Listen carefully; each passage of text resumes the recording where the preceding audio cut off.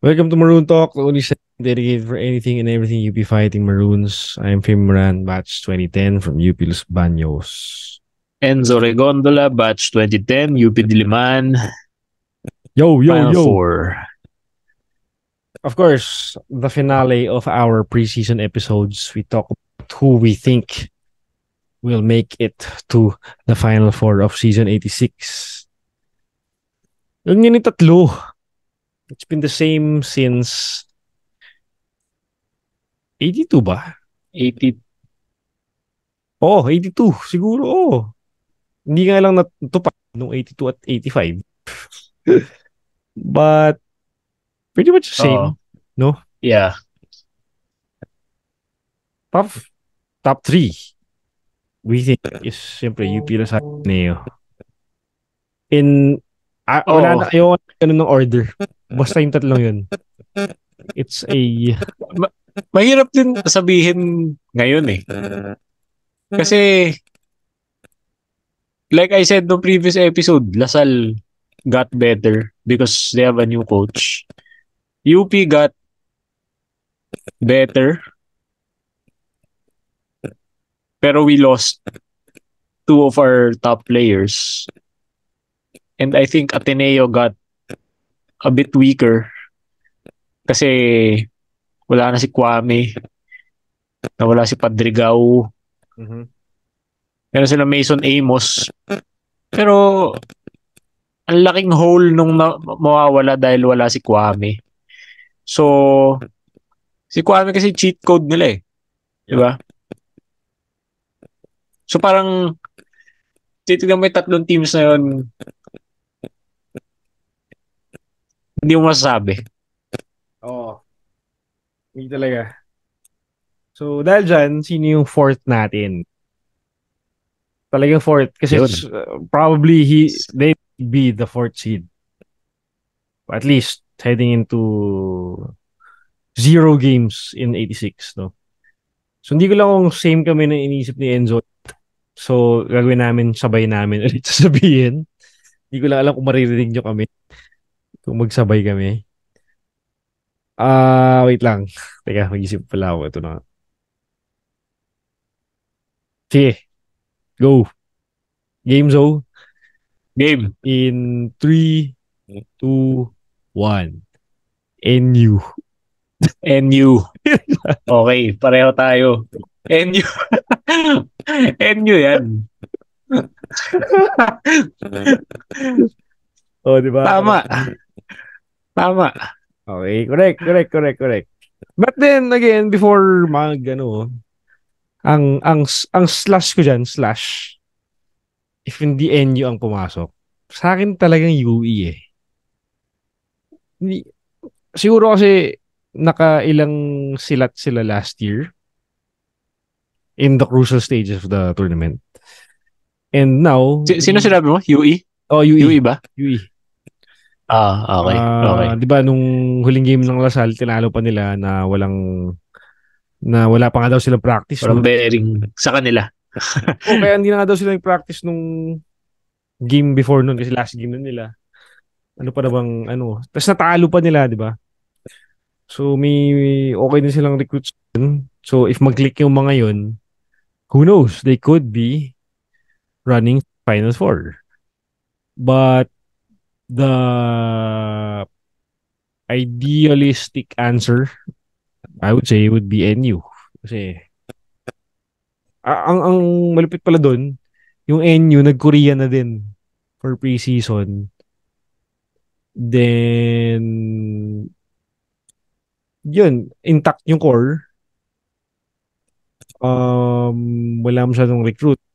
But ang dami lang gwardiya.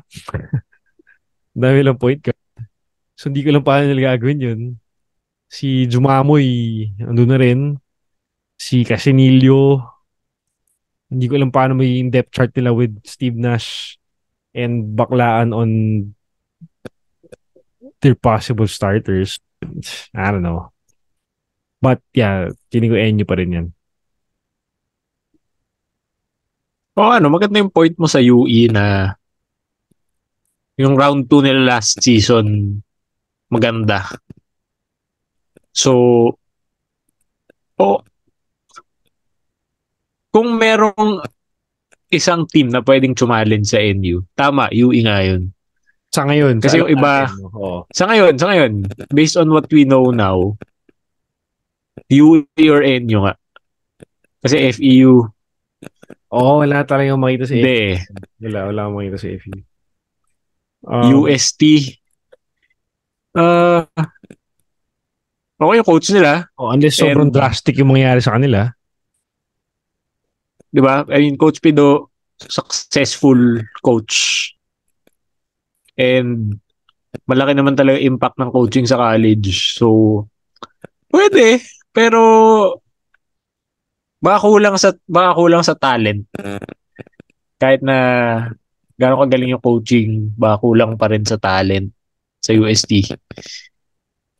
Tapos Adamson, ewan ko, Wala parang na talaga. Wala na same talagang old, bilib sa same Adamson. old ano eh, di ba? Same old Falcons yung maglalaro. So, yeah. NUUE, sila yung two teams na parang headed in the right direction yung development nila. So, hindi ako magugulat kung yung battle for fourth would come down to those two. Mm. Top 5. Sana may surprise na iba, di ba? Sana may surprise na ibang team to make things more interesting. Parang kailan ba yun? Last year ba yun? Yung parang 6 teams o 7 teams mathematically For fourth? in the final four hunt pa, di ba? Oo, ata. Season Oo. yun, di ba? Ayun. Kung Or, magkaroon ng ganun, yeah. Oo. great. Okay yun for all of us. Yes. Yung, ay, sige. Ah, usapan mo natin kada team. Medyo ginawa na naman natin yun. But, yun nga, again, ang hirap talaga itong kaaga, no? Pero, yun nga, I mean, yun, nasabi na namin yung ano sa Adamson. I mean, wala kayong makitang improvement at all with them if they'll still focus on Jerome Lastimosa. No development on the other players. The other players, again, we've been saying it the previous season, the other players have to step up and to improve big time for them to win something. On FEU now, ando pa rin sila to, sila LJ Gonzalez, sila Alforque, si Slit has been improving as well. But again, kinukumpara natin to sa ano sa established teams this season. I mean, UP, Ateneo, Lasal. 'Di ba? Kung isipin mo, yun ang kalabanan nila in a best of three series, do they have a chance? Just as how UST and ano isa? Ayun na, yung tatlong teams yung bottom bracket natin kumbaga eh. Mm. Kaya namin Yep. nasabi to kasi kumbaga pound for pound, player by player, you line up at least on paper. Ayun, kayang talunin kahit nung, hindi ko sabihin yan. But then, yun nga, on paper, kita naman the talent level is at least the leveling of comparing it to other teams. At least yun lang yung magagawa natin at this point of the tournament. So, yun. Kayo, let us know what you guys think kung anong final four nyo. And if you guys have uh, thoughts on sino yung magiging 1, 2, 3 as ranking ko in your head, let us know why. That'd be great. Baka may na-miss kaming point here. Mm-hmm. Let us know. But, okay. Championship, para sabihin yun, pick. Championship pick for me. I will go the same as last year. And I will go Lasal to win it all in 86. Oh, talaga? Okay. Ikaw, Zoe.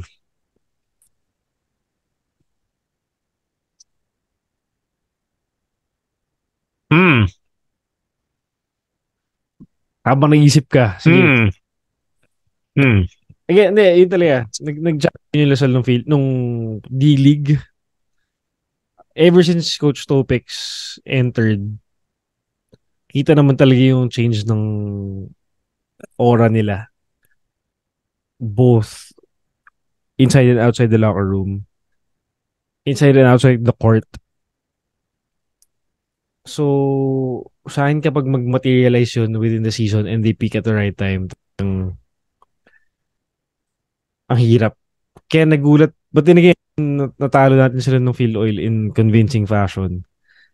But, for me, tingin ko, even if it's Coach Topex's first season at the helm, tingin ko ito pa rin yung highest point. Kumbaga, this could be the peak of these players in this core, within this core. Mike Phillips is in his third year.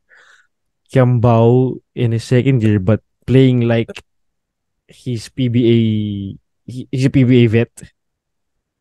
Nonoy, I think, in his last year as well. And Nelly. So, kumbaga, gutom na tong team na to. And what's scary is they're playing for each other and they're playing good. So, possible for me. Sila yung manalo. Siyempre ako, UP pa rin. I mean, yun yung parang, yeah, that's what I'm hoping for. Diba? We want the best for our team. Pero kung hindi UP ang magcha-champion, I have to agree na Lasal. Kasi nga, yung core nila, ilang seasons na rin together. Tapos, yun nga, like I said, ang galing ng players nila, ang galing ng core na yun eh. Yun, sila Phillips, si Nelly, si Nonoy, si Kiambao, na kulang lang talaga sa coaching eh. Kasi yung, di ba, I mean, before Kiambao came, season 84, talo tayo dun eh. Talo tayo sa Lasal, di ba? Yep. Naalala nyo ba yung comeback game natin nun? Kung hindi sila nag-choke nun, wala. At talong-talo tayo dun. Champion, oh. Wala tayong championship. Yung two games na actually tatlo. Tatlo yun, di ba? Tatlong games tayo against Lasal during that season. During that, nung Final Four. Apat. Yun. The final, yun. Ano tayo nun eh? Oh. Parang outmatch tayo dun eh. Kahit nung season, actually, kahit nung regular season, nung eliminations, parang dun ko na feel na baka matalo tayo sa Lasal. Diba? And it carried over to season 85. Parang nandun pa rin yung fear na Lasal, dahil nga ang lakas ng players nila. Tapos ngayon, pinalitan mo ng coach na improvement from their previous one. I don't see why they can't win the championship. Of course, andyan pa rin si Coach Tab. Andyan pa rin yung Ateneo and their vaunted system, di ba?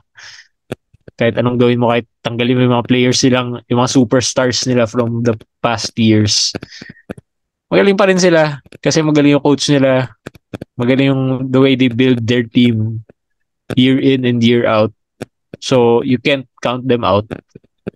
But, on paper, Lasal has the edge over UP and Ateneo. So, it's a battle of pagalingan ng coach yan. At the end of the season, siguro.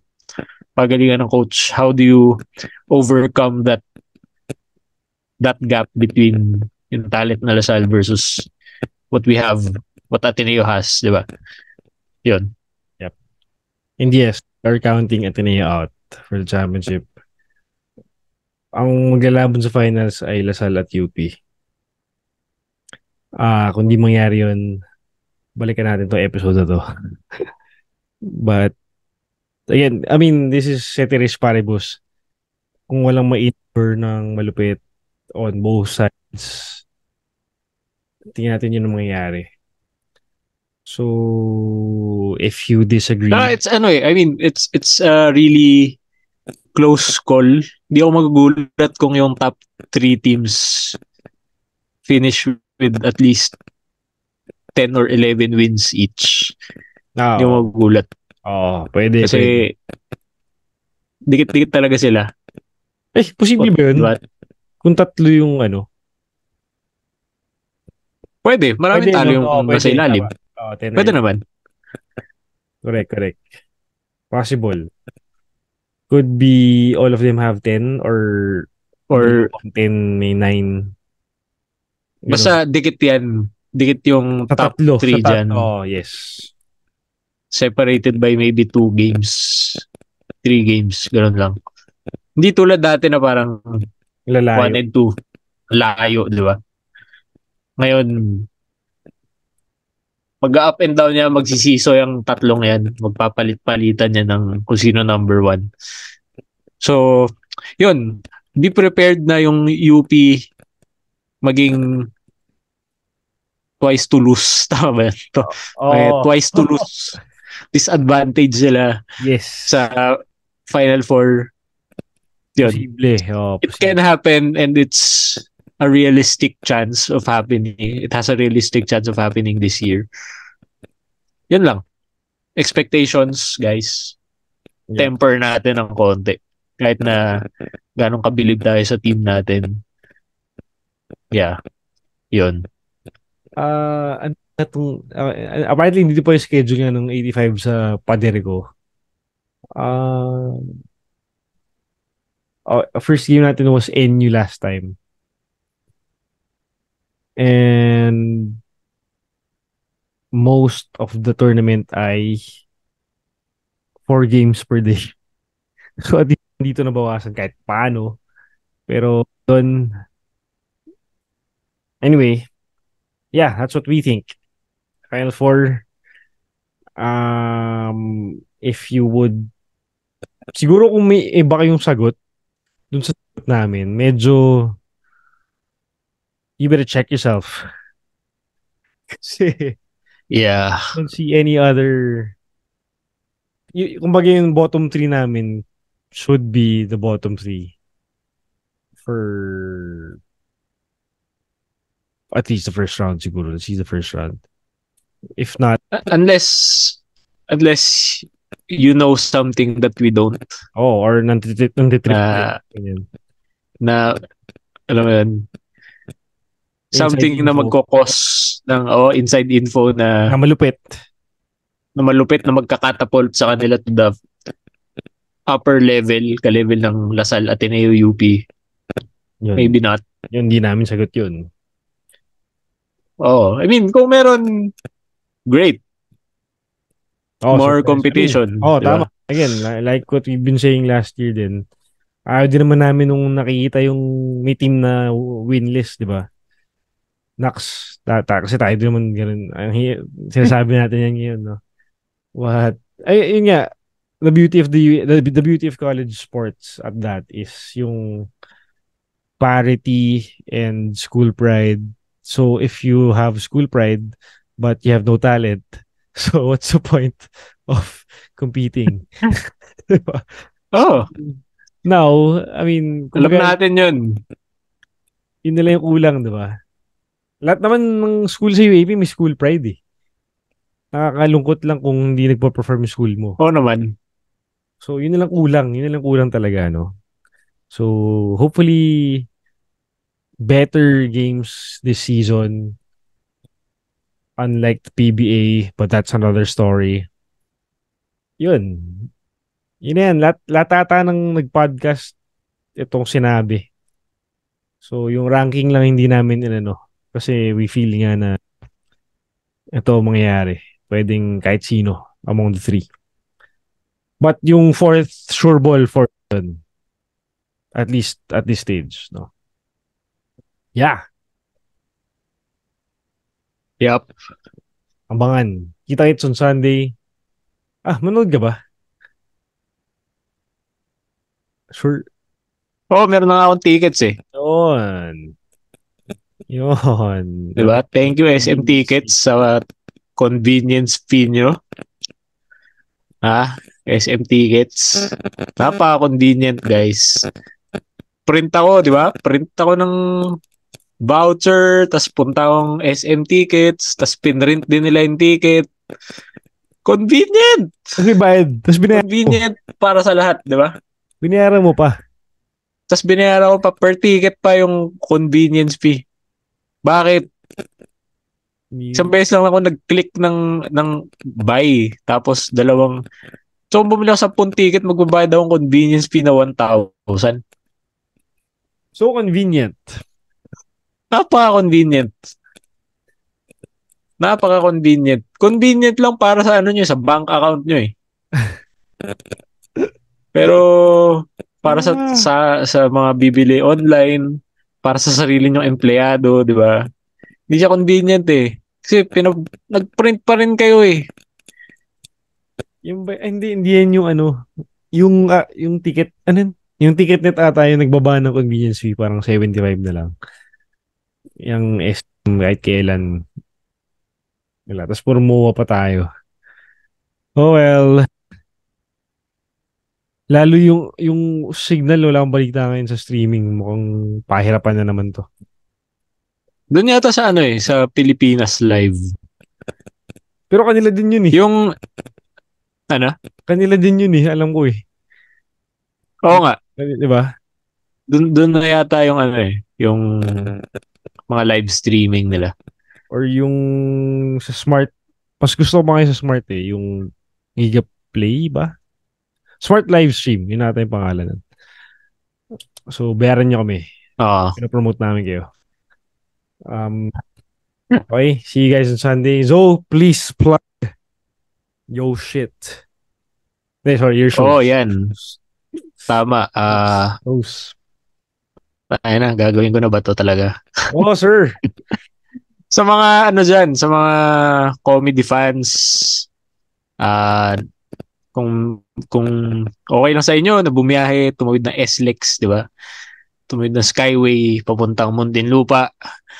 Meron kaming show, part of Comedy Manila's Joketoberfest sa October 19 called Muntinlufan sa Gig House, Muntinlupa sa National Road.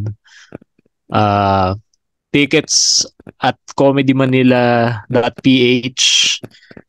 Mura lang, 300 pesos lang plus toll tsaka gas. Kung doon kayo galing, kung taga South naman kayo, punta kayo guys, nod kayo, support niyo yung local stand-up comedy. Yun, saka marami pang shows yung Comedy Manila, nod kayo. And yun lang. Kailan to, Zo, ulit? October 19. Oh, walang game nun. Okay natin, walang game. Thursday yun, Thursday. So, walang game yun. Ito hindi na open mic, no? So, talagang show na to eh, no? Oo, show talaga siya. Yun! Ano siya? Best of tayo-tayo lang open mic. Yun yung tawag sa open mic dun sa Gig House, Muntinlupa. Okay. So, pinagpala tayo na mapasama sa lineup. Yeah. So, nod kayo. Muntinlufan, di ba? Yun. Muntinlufan. Yan. Bumili na kayo pala kayo ng tickets. Pwede na naman, di ba? Pwede na. Nasa comedymanila.ph/shows. Yan. So, naririnig ko lang yan sa Comedy Manila eh. Diba? Sa Cool Pals. So, yung mga naka-line up doon mostly, taga-South? O hindi rin? Mostly. Mostly taga-South. Big time. Meron na ibang, hindi taga-South. Pero, karamihan sa amin, taga-South talaga. Ito, yes, sir. Hindi ko lang pero balita ko, nakakapag 15 minutes na si Zoe. Tama ba yun? Ano yan? Nakakapag 15 minutes ka na daw? Di pa naman. Oh, mali yung narinig ko. Pero, I'm sure Tsaka ang dami na kasi Darating din tayo dyan. hindi madami yung naka-line up sa show nyo, di ba? Yung show na yun. Oo, merong 15 comedians na naka-line up. Okay, kaya siguro imposibleng pag siguro tigta 10 minutes kayo medyo matak yan. Oo, parang mga 5 to 7 minutes, mga ganun. Yun. So, see you guys there. Yes. Congrats, Zoe. First show mo to. Salamat. Line up. Oh, first show yan. Happy for you, sir. Okay, at that, see you guys on Sunday for Salamat. game. Adamson, manalo naman tayo, man. Siguro naman hindi tayo matalo dyan. Huwag tayo ma-stress. Pero gusto na matalo, okay lang. Saan doon tayo? Kaya natin yan. Manalo tayo Sunday. See you. Thank you, Zoe. Kita-kits. Thank you. And sabay-sabay natin sabihin, good morning, good night. Ingat sa biyahe. Kumain ka na. Thank you everyone. See you guys. Salamat. UP fight. UP fight.